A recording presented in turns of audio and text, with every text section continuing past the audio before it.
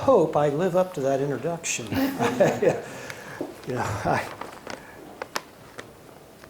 I've seen things you people wouldn't believe.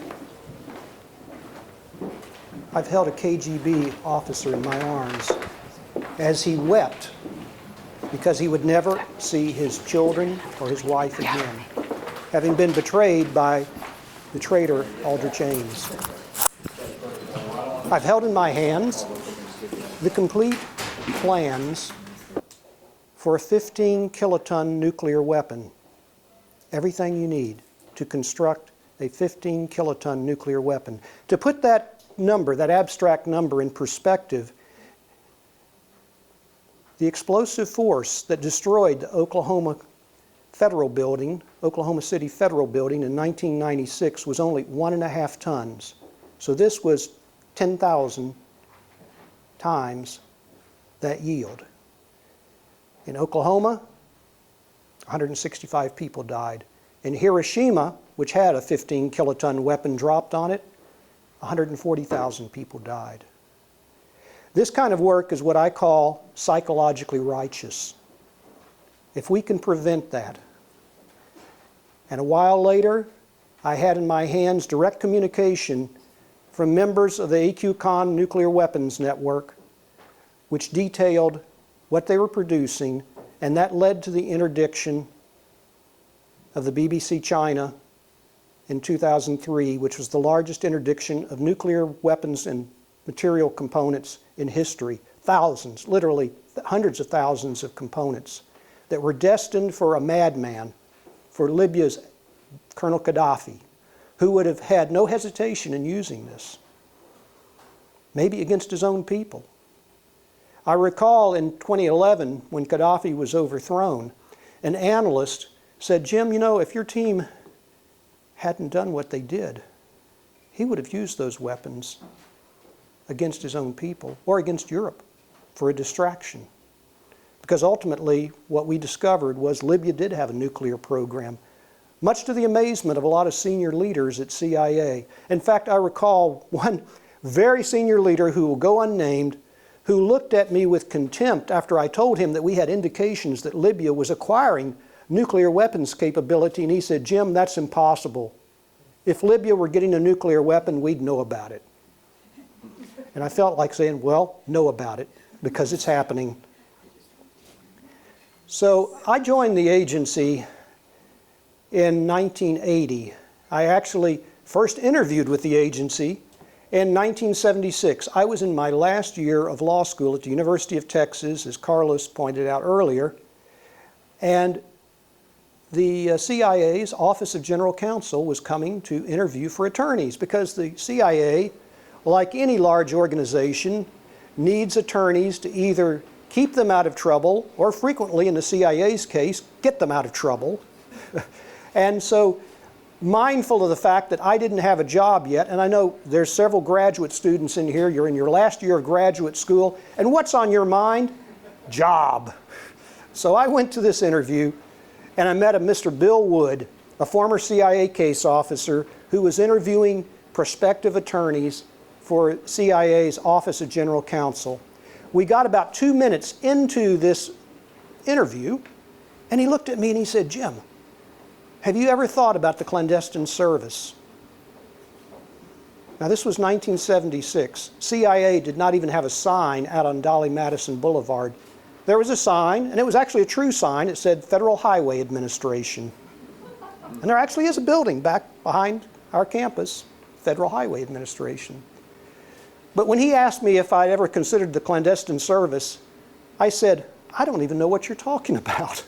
That was how little publicity we got back then.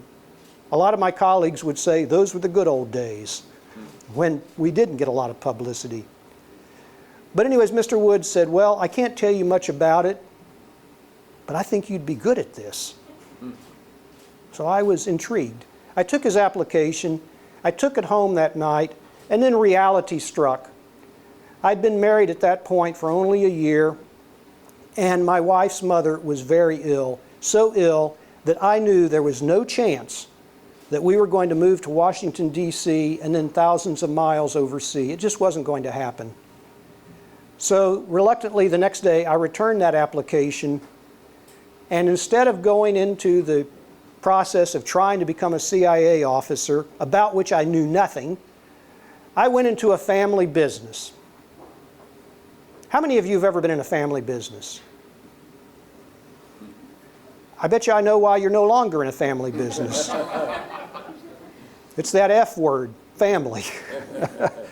I had a business. My dad ran the business. Actually, he asked me to run the business, but when your dad says you're running the business, you're not really running the business. He's still running the business. My two brothers were in it. I was making a lot of money. A lot of money. More money than I'd ever make the rest of my life. And I was also more miserable than I'd ever be the rest of my life. I found out that making money is not the end goal in life. Oh, it's nice. You get toys. You get all kinds of nice things. But it was meaningless. And so for the next 3.5 years, I came home and was complaining at night frequently about how meaningless this job was. Now my wife, whose mother, by the way, had passed away a few months earlier, said to me finally, she said, "Jim, either do something about it or stop your belly aching," which is actually impeccable advice. You do not have a right to complain if you're not willing to do something. So I said, okay. So I went in my office. I found Mr. Bill Wood's card. I wrote him a letter on my typewriter. This was before Al Gore invented the internet, so I had to write a snail mail letter. And told him that back in 1976, 3 years earlier, I had not been ready for this opportunity, but now I was very interested in pursuing it. It was only 3 days later, I received a phone call at my desk at my office, and a young lady who never used the initials CIA said to me, "Mr. Wood received your letter. He was wondering if you could meet him at the Holiday Inn on the Gulf Freeway this coming Thursday at 3 p.m. in the lobby." I said yes. She never said CIA, but I knew what she was talking about. I went to that meeting, spent 2 hours with Mr. Wood, and he said, "I want to fly you to Washington for some tests in a couple of weeks." And so I went, spent 3 days, came back. About 2 or 3 months later, I was invited back, this time for the so-called polygraph. How many of you, I know a number of you, Burton Gerber, God knows how many polygraphs Burton's been through, but I've been through a lot of them, believe me. Oh, the polygraphers just love me. But don't make the mistake that a polygraph is a lie detector test. It's a stress test. That's all it is. And if there's any correlation or not between stress and telling a lie, I don't know. There's a reason why it's not legally admissible. There's a reason why things like that really, anyways, I won't get off on my rant about polygraphs. And I apologize if there are any former polygraphers in the audience. I call a polygraph test a colonoscopy of the soul. So, anyways, went through that, went through the shrink exam. Gosh knows why and how I got through the shrinks exam. Dr. Charney here, forensic psychiatrist, he'd probably bounced me out of there. But anyways, got through that, and about 3 or 4 weeks later, I've got this phone call from the agency, and they said they would like to offer me a job as a GS-11 operations officer, also known as a case officer, and could I start on such and such a date? And I said, absolutely. Now the bizarre thing, I had no idea what a CIA operations officer does. Absolutely none. But at that point, I was so frustrated with my family-owned business job, I would have taken a job on the planet Neptune. I don't care. I just wanted out of Texas. I wanted out of the Gulf Coast. I wanted somewhere where I'd have a little bit more meaning in my life. So we packed up the car. My wife was pregnant with our first child. We drove to Washington. And on February the 19th, 1980, I started my career as a CIA operations officer. And over the next few weeks, it became clear to me what they expected me to do. And I'll be very blunt about what a CIA operations officer is expected to do. To manipulate people, to exploit people, to subvert people, to suborn people, to convince them to become a spy, to become traitors to their country. That's blunt, but that's what we do. We recruit spies, spies who then are on our side. And I found out that not only was I pretty good at it, but I enjoyed the hell out of it. In fact, some of my psychiatrist friends would say, that's that sociopathic part of being a case officer. You know, what we would do to get a recruitment. And it's really largely true. So I entitled this lecture Soulcatcher because of this quote of the founder of the British Secret Service, that espionage is an effort to find windows into men's souls. For me to recruit you, I need to get inside your head and know what it's like to be you, to know how you're in pain or stress. And I'll tell you something, folks. In my 25 years as an operations officer, I never once recruited a happy person. You don't recruit happy people. You recruit unhappy people, people under stress. Cormac McCarthy is one of my favorite authors. And this quote is from the classic No Country for Old Men. And when I read this, I thought this is so applicable to some of the cases that I was involved in. Things happen to you. They happen. They don't ask first, and they don't require permission. And my first major recruitment basically was along that line. I received a classified message, what we call a cable, from CIA headquarters, informing the entire world, all CIA stations and bases, and I was overseas in Europe, all stations and bases. We are going into some very serious negotiations with a foreign country in about 18 months. The stakes are very high national security stakes for the United States, and we have no penetrations of the group that's going to be conducting those negotiations. They then detailed the type of ideal target, someone whom we should recruit, for all the case officers everywhere. And it turned out, as luck would have it, I had met a man who met that criteria and had that type of access perfectly a few weeks earlier, just innocently in a ski class. So I knew I needed to intensify what we call the developmental phase of this, building the trust, because at the foundation of any espionage relationship is trust, and getting to the point where I could see what the levers were that I could pull, what the stress factors were, what the vulnerabilities were, so that I could then offer him an opportunity to work for us. This is what a case officer goes through. They do this developmental thing. It can last days, it can last weeks, months. In one case that I'll talk about later, it lasted 11 years.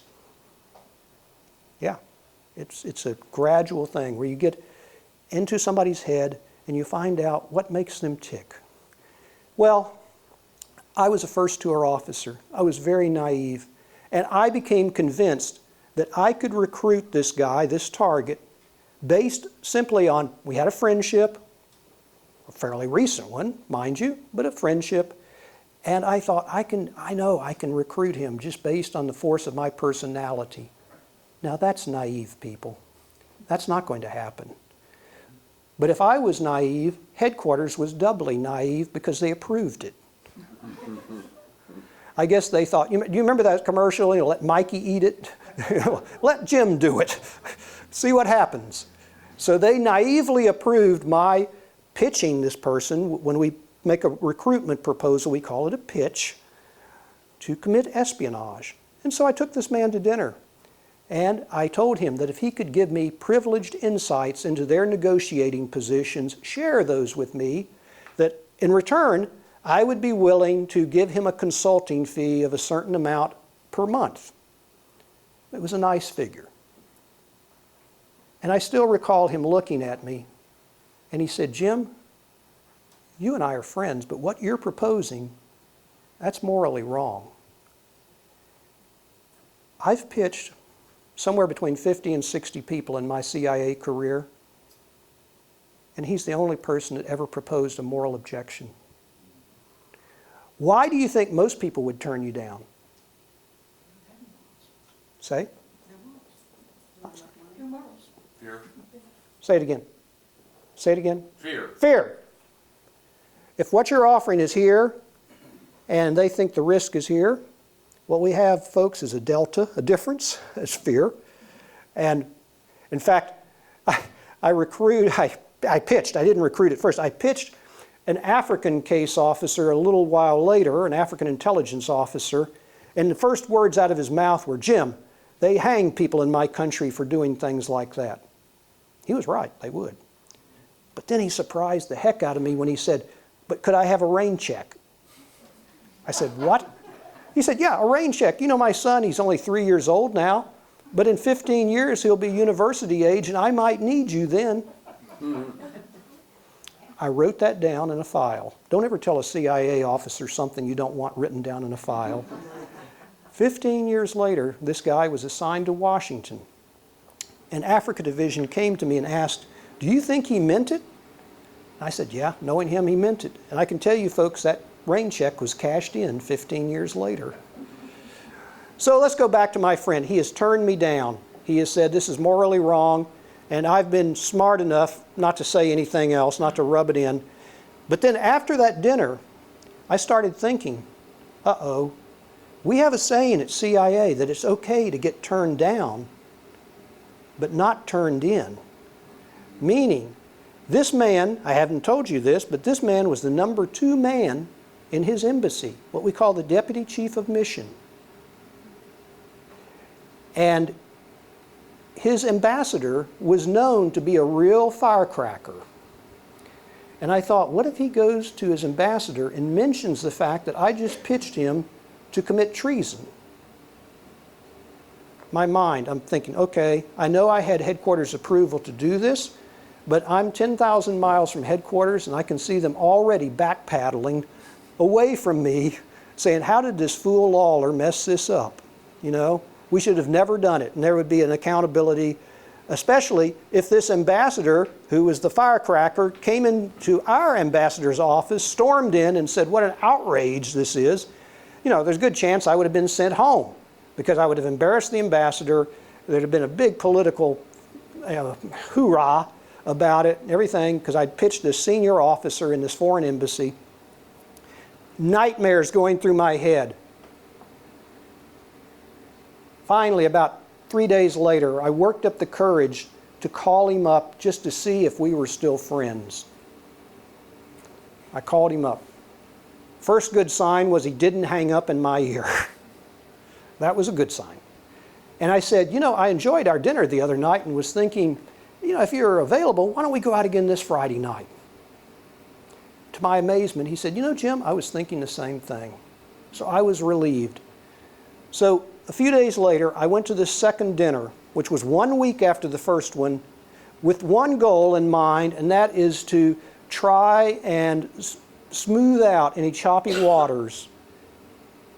Oh, my words, I embarrassed, I was taken out of context, whatever, yada, yada. I'm sorry if I insulted you. I had all this script in my mind as to how I could maybe back away from having insulted this man from pitching him. But the waiter dropped the menus on our table, went off, first words out of my friend's mouth, Jim, that offer you made me last week, is that still good? I said, yeah, of course it is. We're friends. That's why I made that offer. And he said, what you don't know was a day after that dinner, my wife announced that she wants a divorce.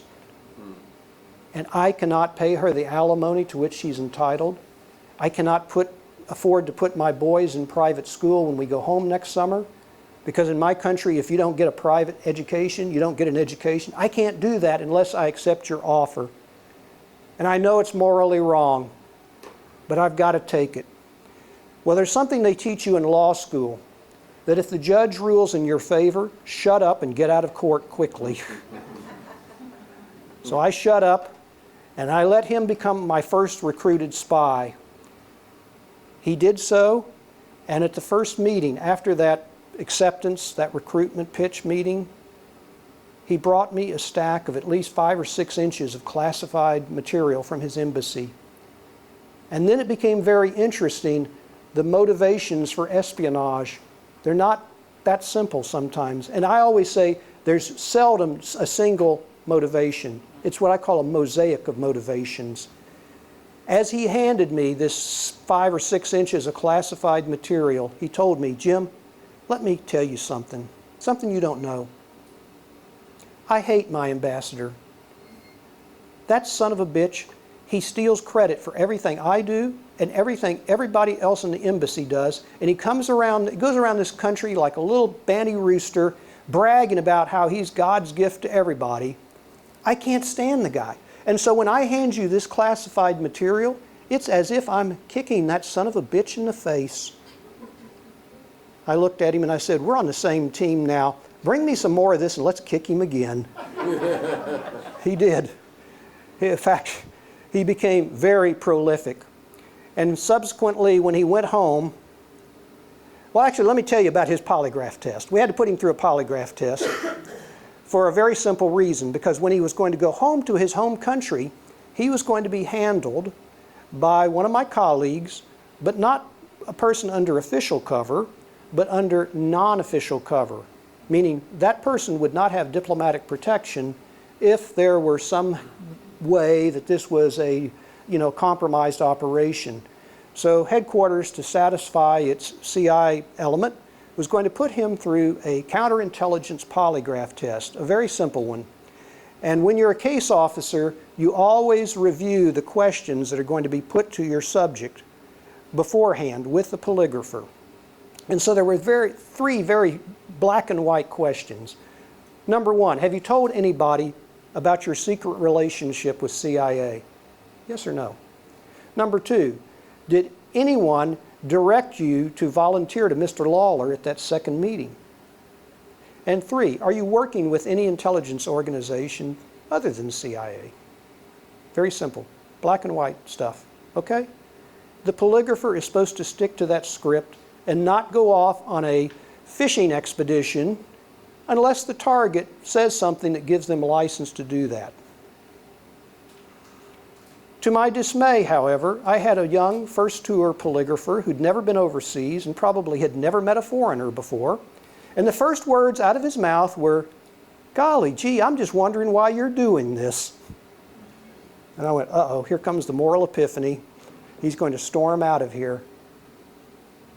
I was shocked. My friend, he laughed. And he said, because I think this is going to be a lot of fun. He was a thrill seeker. And that's actually sometimes an underlying motivation for espionage. Maybe not a primary motivation. I think in the Hansen case, it was partially that.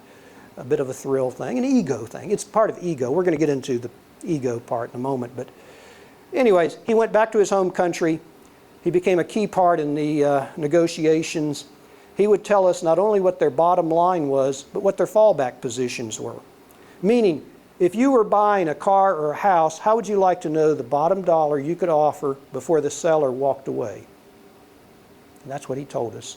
And that was estimated to save the United States and our national security apparatus tens of billions of dollars, because he was part of that.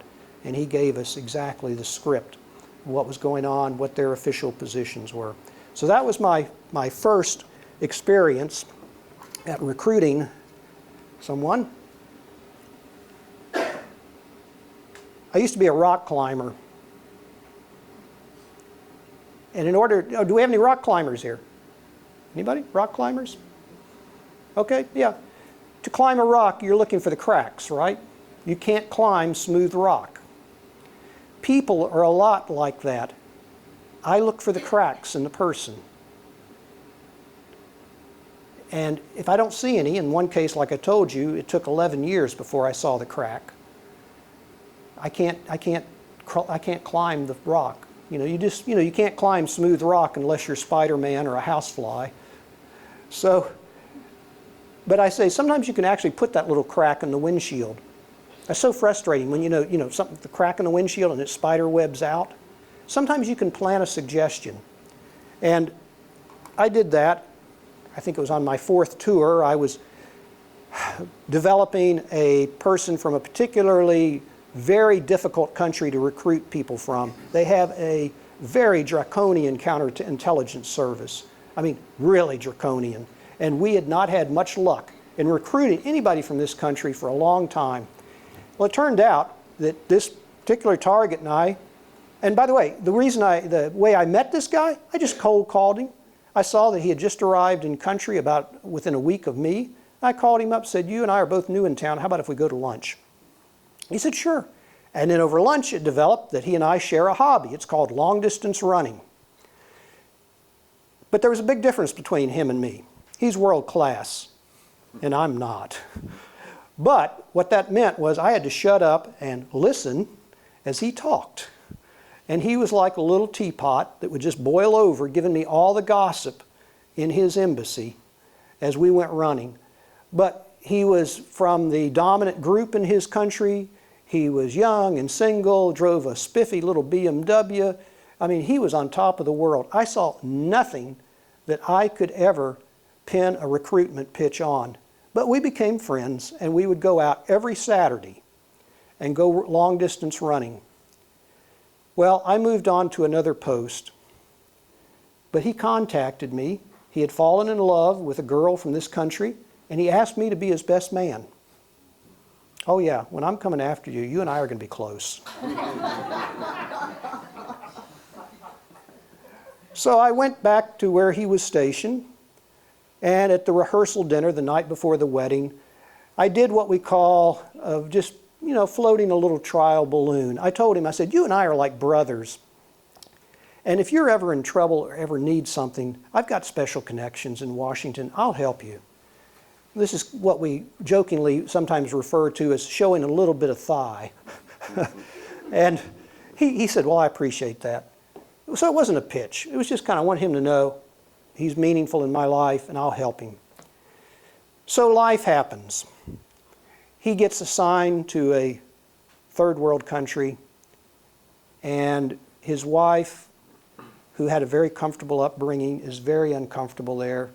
They have a baby. Then they get reassigned to his home country. And in the time that between when I first met him and now 10, 11 years later, the regime had changed. And his ethnic group was no longer on top.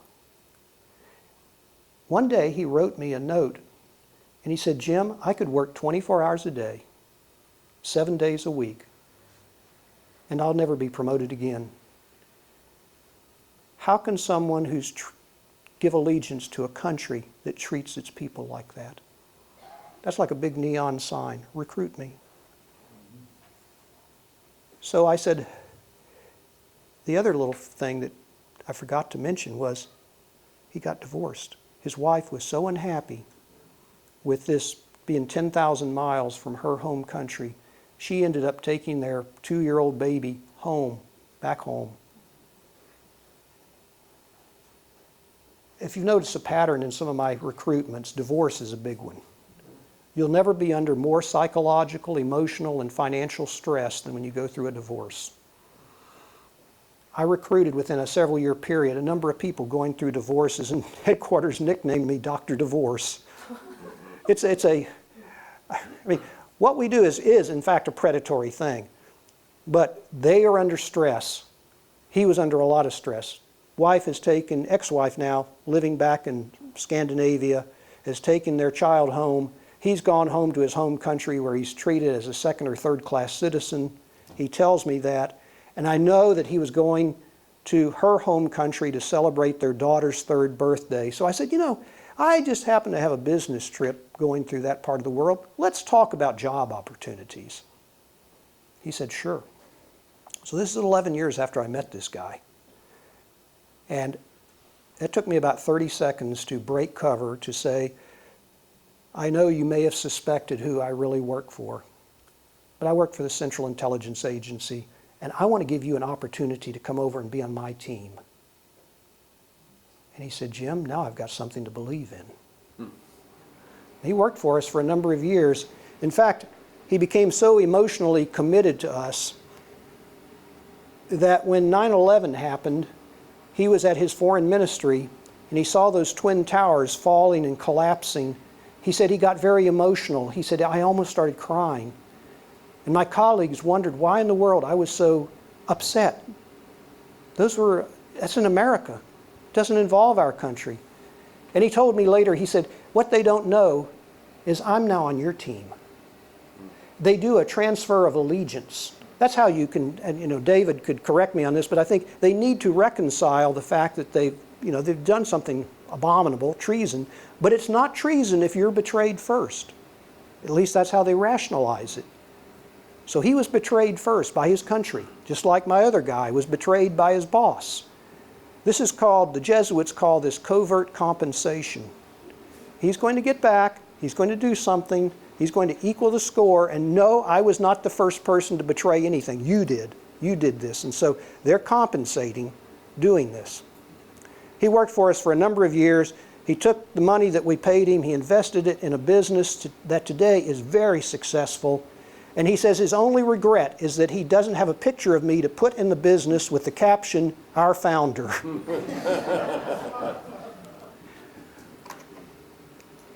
And we still refer to one another as brothers. And I mean this. This guy was great. Now, not everybody you recruit can you have that kind of affection for. Sometimes you've got to have the talent of finding at least one redeeming quality of some of these people and focus on that and not sometimes what a scumbag they are. I tell people that when I teach these courses on how to recruit sources, you don't recruit people when you're talking. You recruit people when you're listening. And if you can shut up, put a rag in your mouth, just shut up and listen, people will tell you amazing things, absolutely amazing things. They will tell you stuff that they won't share with their spouse, their best friend, because you're safe. They already have that feeling of trust. I had one asset tell me that when I was talking to them, that their brain felt like it was in a warm waterbed. I have a very soothing voice. And so I want them to be not under stress. I want them to feel relaxed and to tell me everything.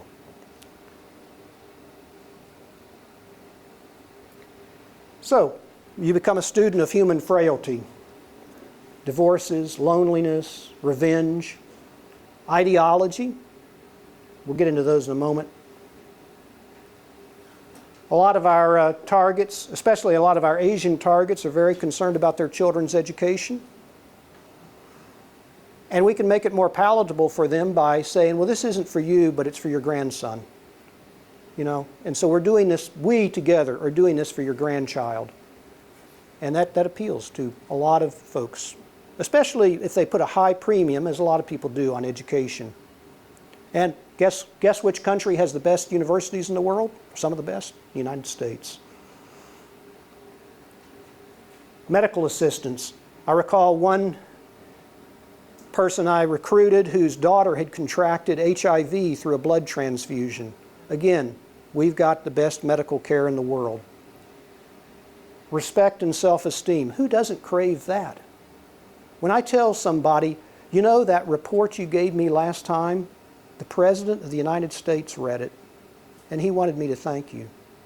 And I'm not making that up. A lot of times the President does read this, or the National Security Council. Friendship, obligation. This is what the concept I call of boiling a frog. You don't boil frogs in boiling water. You put them in lukewarm water and you gradually turn up the heat. Frequently I would take somebody to lunch. I would get them engaged in a very graphic conversation, and I'd write it up and send it in. Nothing really sensitive. It may not have been really intelligence. But at the next meeting, maybe 2 or 3 weeks later, I'd say, you're not going to believe what happened to me today.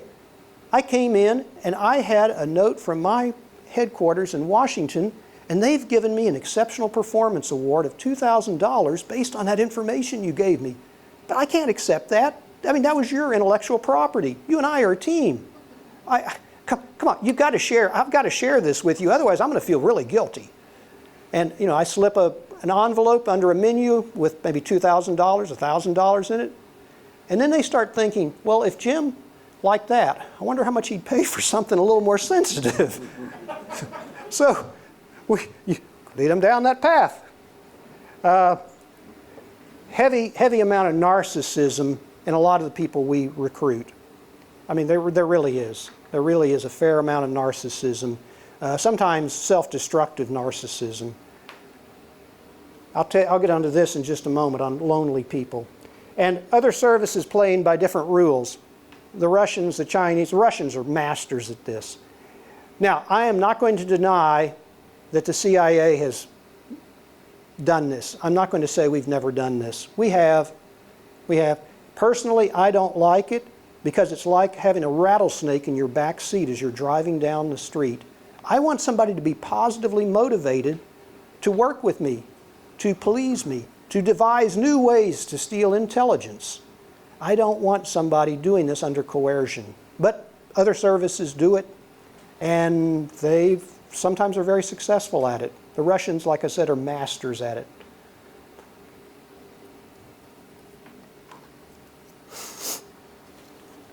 You might have heard of this acronym, MICE. Stands for money, ideology, coercion, compromise, ego. I personally believe, and I'm not alone in this, that money by itself is virtually never the motivation. Never. In fact, it was the former head of East German intelligence. He said, money is never by itself the motivation. He's right. It's never. So I've kind of struck that out. Now, do we pay them? Yes. And it becomes a control thing. But I've not yet met an asset that was the only thing they were worried about was the money. In fact, that typically goes down to here, ego. They've got a girlfriend, they're having an illicit relationship, they're going through a divorce, whatever. They need the money or they need it for something else, but it's not by itself. In fact, I'm not 100% sure, and maybe Dr. Charney can educate me on all the motivations for Albert Tolkachev, but he had millions of dollars in his attic when he was finally compromised by Ed Howard and some others. And I think there were other motivations, I'm sure, but he had a lot of unspent money in his attic. We've talked about coercion and compromise. Ideology is great. Although sometimes they'll tell you why they're doing this. In fact, almost all the assets I recruited, they come down to this kind of true confessions as to why they're doing this. And they always are going to put a positive spin on it. They're not going to say, like, well, because I'm a scumbag. No. They're going to say, because I believe in America. And they do, to an extent. Or I believe that our country should not have nuclear weapons. Great. Okay. That's good. And I always let them say that. And I congratulate them on it because you want them to feel good about why they're doing this. You want them to in fact, I wanted to be constantly re-recruiting that person. I had one senior CIA officer once said, Jim, you're nothing but a cheerleader. I thought, okay, if I can make them feel happy while they're doing this, there's nothing wrong with this. It keeps them motivated.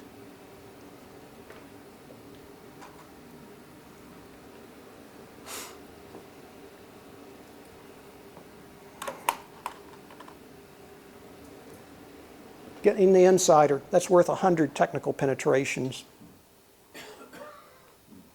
Edward Snowden was not a technical failure, he was a human failure. And yet he compromised so many systems of the NSA.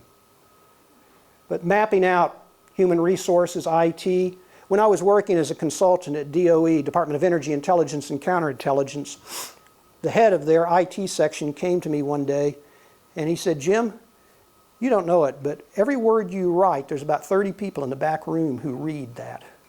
And he said, and guess how often we're appreciated? No, we're called when the system goes down. We're bitched at. We're grown, we don't get paid the same.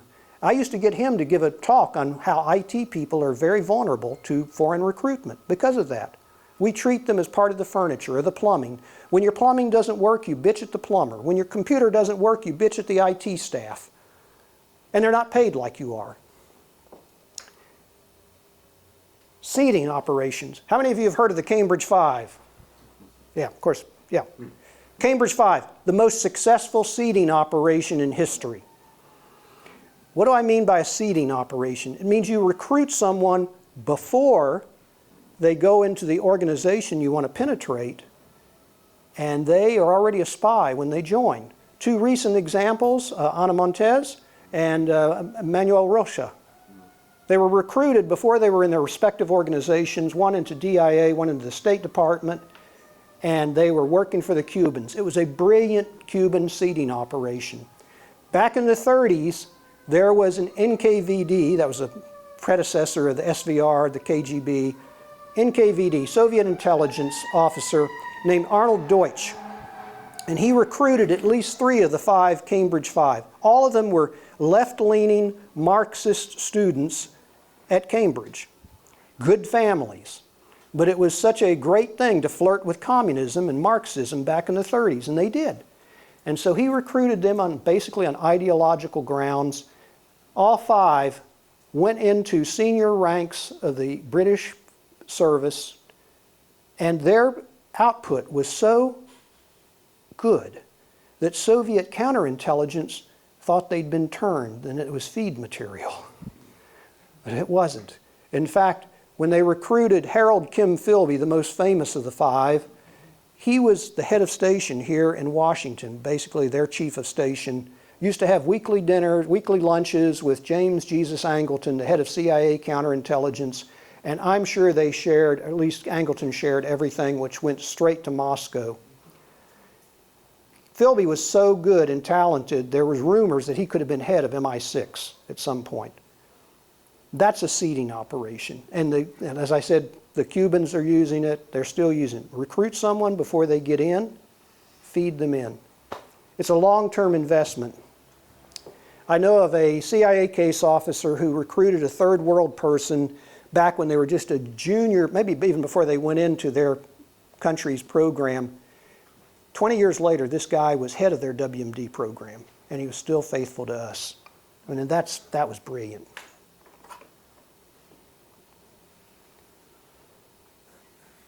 You have to become a shapeshifter. I have very little patience for CIA case officers who say, well, my cover won't fit. Well, make it fit. Try something different. Come up with something, don't give me this, my cover won't fit. Really, come on. Be nimble, be quick. Think out of the box. Be empathic. Think, get inside their heads. Become what they need. There was a Stephen King novel called Needful Things. Well, I was able to identify what people needed. And it's not always money. Sometimes it's friendship. And I'll tell you another story, and then I'm going to quickly go through these slides because I'm going to quit in a few minutes and let you ask questions. But I was handling, on one of my early tours, a man from a country who had been a mid-level officer in their foreign service, in their diplomatic corps, and he had been recruited when he saw the handwriting on the wall back home that the regime was changing, and he thought it'd be good to have a life preserver. And so he was I didn't recruit the man, he was turned over to me, and he was a very charismatic individual. People in his service loved him. And even though he retired, he was forcibly retired because he wasn't part of the new regime, they still liked this guy. And whenever they would come to town, they'd look him up and talk to him. And even though he was a retiree, he was a good guy. And they would share things, and especially all the office gossip, which is not maybe technically classified, but who hates who, who's cheating on who, who's doing this and that, which fascinates, by the way, CIA analysts. Who's stabbing who in the back? I wondered sometimes why they're so fascinated with that, but I think I know. Anyways, we came upon a vein of rich intelligence when one of his best friends, who was living in the same apartment building as him and who had also been forcibly retired from this country's foreign service, when his younger sister, his friend's younger sister, who also was in their foreign ministry, decided to take 3 months off, take a leave without pay, and go spend time with her brother in a beautiful alpine country in Europe in the summer. What a great dream, So she comes, and he starts, my friend, whom I'm running, he starts taking her out for lunch, taking her on tours, showing her all of these gorgeous sights around this country. And she's just bubbling over with all kinds of secrets. And I'm writing them up the next time he tells me about all this. So I was congratulating him one day, and I said, you know, that reporting is fabulous. And he said, well, Jack, which was the alias I was using, I said, Jack, you know, she's not anti-American like so many people in my country are now. She likes Americans. You could recruit her. Now, I'm you know, naive first tour officer. I should have come to that conclusion, but I didn't. So I had my agent telling me that. But now I've got to figure out how to do this without compromising his security, because obviously he can't introduce me, because if I pitch her later and she says no, she's going to suspect that he's really working for the CIA. And our first absolutely ironclad commitment is to protect our assets. Security is number one. It's sacred. If I say I'm going to protect you, we're going to protect you. So I had to figure out, how do I meet her without involving him directly? So I came up with a scheme where he was going to take her to a certain restaurant in the city that they were in, and I was going to show up about 10, 15 minutes later and just stand up at the maitre d's platform as if I'm waiting for a friend. And then a minute or so into that, he'll look up and then he'll turn to the young lady and he'll say, oh, look, there's Mr. Jack Mitchell. I just met him at a cocktail party 2 nights ago. Let me go say hi. He's not saying he knows me well. He just, like any person would be, polite. He's going to come over and reintroduce himself and say, that was nice to chat with you. So he comes over, and of course I feigned ignorance. Now, who are you again? And he said, you know, he explained. He goes and sits back down. So I'm up there, still waiting. My guy, at my suggestion, he turns to the young lady and says, let's ask Mr. Mitchell to come over and join us for a drink until his friend comes. Again, being polite. So he comes up and I say, oh, no, no, no, I don't want to be a fifth wheel on this. No, no. He said, please, come on over. Drags me over. Sits down, and he introduces me in my alias. And I did not say I was with the American Embassy. Instead, I used what we call commercial cover. I was an oil and gas commodities speculator. And I do come from Texas, and I know a fair amount about oil and gas. And as it so happens, her country is rich in oil and gas.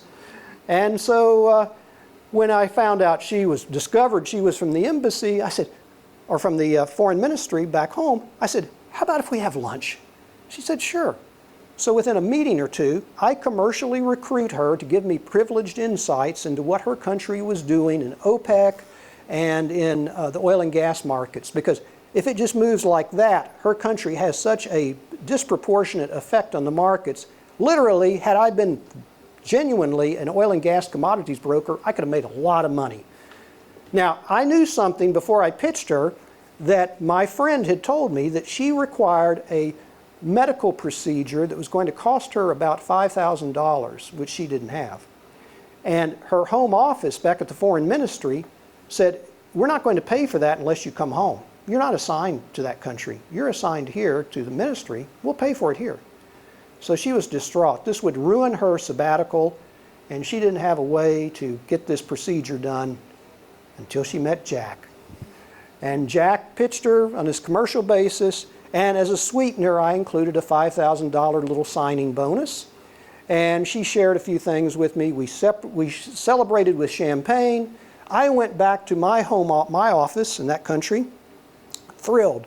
Another recruitment of a very hard target. And I'd actually had some intelligence to produce to show headquarters that this was legitimate.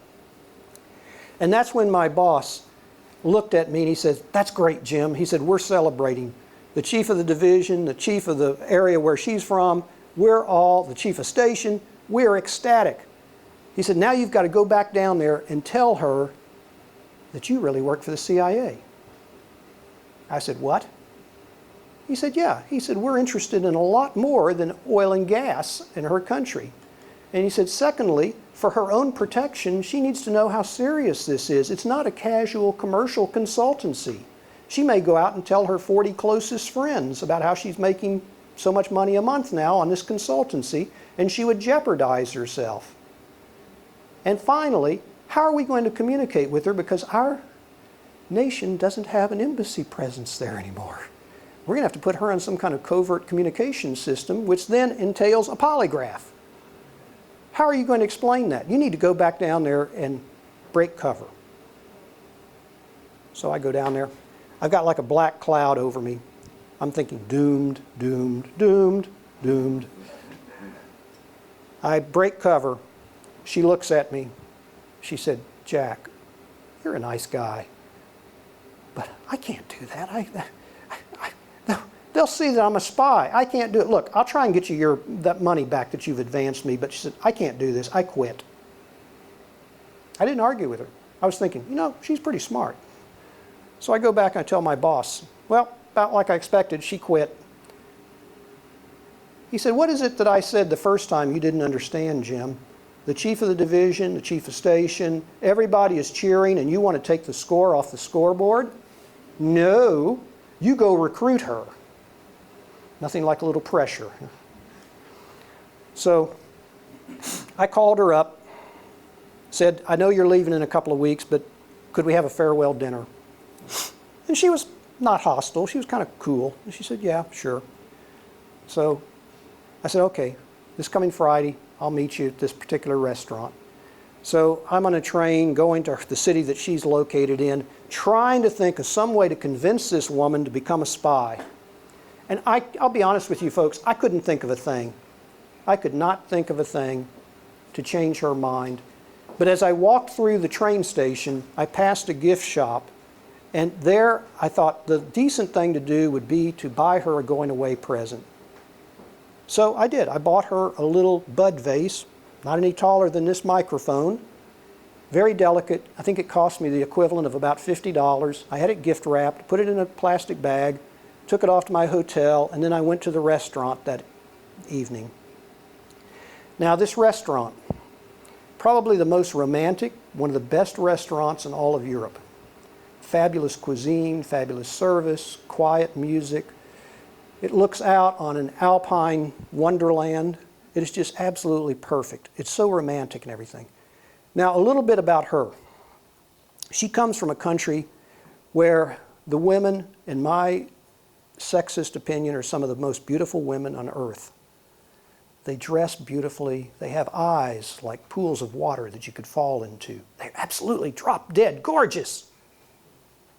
But she wasn't. My wife says when I tell this story, I'm a sexist pig. But I'm going to ask the guys in the audience, if somebody calls you up and say, "Hey, Charlie," or "Hey, Logan, I'm going to set you up on a blind date. And Logan, what's your first question?" Is she cute? Or what does she look like? And if the answer is, she's got a great personality and a great sense of humor, you kind of know where this is going. And this gal, she had a great personality. She was sweet. Still living with her mama at an age when she shouldn't have been living with her mama. That's just a little thing. My wife hates it when I tell this story. So Jim, cut that story out. But it's part of the background. I want you to know this. So I didn't try and recruit her. We just talked about our life and our goals and secret goals and our desires in life. And at the end of the dinner, when coffee and everything, dessert had come and gone, my foot accidentally touched the bag under the table, and I pulled it out, and I put the gift in front of her. And she opened it up, and she said, "Well, what's this?" And I said, "Just open it up." And she opened it up. And I said, "I thought when you left in a couple of weeks, when you went home, maybe you want to take that and put it on your desk at the foreign ministry, and when you look at it, you'd think of me." And she's looking at it, and I suddenly see tears coming down her face. And I heard her say something. And I leaned in, and I said, "What did you say?" And she said, "I can do this." And then I honestly told her, I said, "I know you can do it, but I said, I don't want you to do this unless you really want to." And I didn't. She said, "No, I can do it. I can do it." So we brought in a female officer to train her in the covert communications. We put her through a polygraph test. In fact, the polygrapher said, "Are you in the habit of lying?" And she said, "Not until now." "But you're wanting me to lie to my colleagues." She passed the polygraph. She got the CovCom down. She went back inside and she worked for us for about 5 years. And I didn't tell you what her job was. She was a secretary to the foreign minister, meaning everything he saw, she saw, and we saw, including the identity of all their intelligence personnel worldwide undercover, and some other key things. She was terminated amicably, not with extreme prejudice, but amicably, when she lost her access. And to my knowledge, unfortunately, her last handling officer did not give her recontact instructions, meaning if you ever come back into access and you're out of your country, give us a call. And somebody will show up 24 or 48 hours later in the main train station with a picture of somebody like me as bona fides, and we will reestablish that relationship. Well, unfortunately, whoever that last handling officer didn't go through that protocol. And she did reemerge. And it turned out the reason she'd lost access is because she went into a special training program where she supervised the installation of all of her country's cryptographic equipment worldwide. So it's a good story, but a kind of a sad story. Now, of course, I don't know, maybe we did reestablish contact with her and they sent me what we call an eyewash cable, meaning, yeah, Jim, forget it.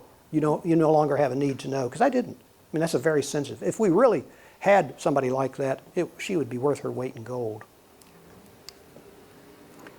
Let me quickly go through this and we'll open up for questions. This is something I could discuss over a beer or over wine. It's a very